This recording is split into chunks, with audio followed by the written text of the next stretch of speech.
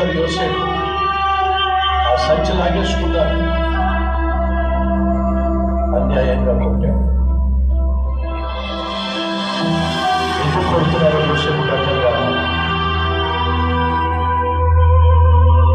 తల్లిదండ్రులుగా తల్లాడు,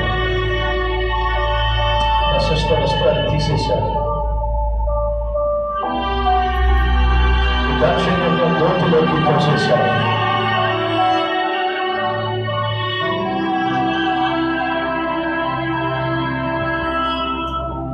అంతేకాదు,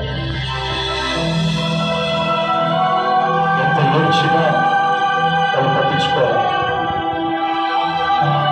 20 దినాలలో అమ్మేశాడు, కాళ్ళ పొందాడు, పట్టించుకోవాలి. బానిసగా యోసేపు ఐగుప్తు దేశానికి కొనిపోయాడు. కన్నీళ్ళై ఏడుస్తూ తన సమయాన్ని గడిపాడు. నాన్న దగ్గర చక్కగా కూర్చొని ఫోన్ చేసిన వాడు ఇప్పుడేమో కన్నీళ్ళు